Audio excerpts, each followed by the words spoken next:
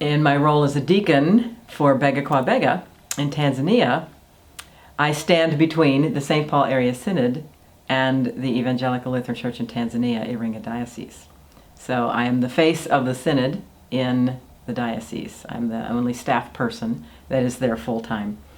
I'm the go-between. I'm the liaison between the things that go on here in St. Paul and the happenings in the church in Iringa.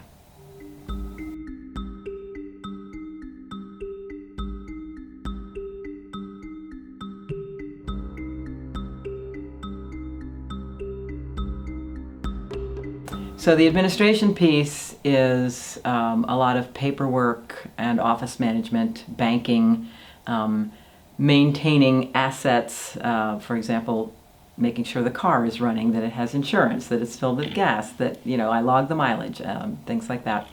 And the banking piece is large because all the money that comes through Bega Kwa Bega to the Iringa Diocese goes through me. The hospitality piece is also big because we have many visitors who come to the Iringa Diocese every year from the Saint Paul Area Synod. We had about 200 this year. And so I am the on-ground hostess for those groups when they arrive and take care of logistics for their visits while they are in Iringa. Which usually goes pretty smoothly because the itinerary is pretty standard and there are generally not any problems. But if there are, I'm the one that needs to solve them. Project management is keeping tabs on the progress of projects that are generally financed by money from the congregations and people in St. Paul Area Synod who donate money to their partners in Iringa Diocese and are carried out within the Iringa Diocese. So there are congregational projects such as construction, building churches or pastors' houses. There are school projects, science labs, roofing, things like that. The scholarships is project management. When a congregation in the Iringa Diocese requests money from its partner, I need to communicate with the partner here in St. Paul and make sure that it's okay to disperse the money to them. So I need their authorization, and generally they say yes.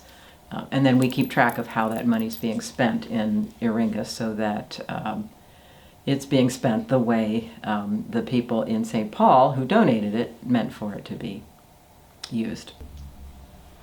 So there's the role of Bega Kwa Bega, Director Bega Kwa Bega, that's what I do. Mm-hmm. And there's a Bega Kwa Bega Program Coordinator.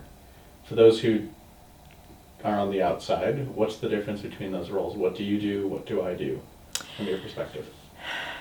Well, you as the director are the overall runner of the relationship. You have the big picture.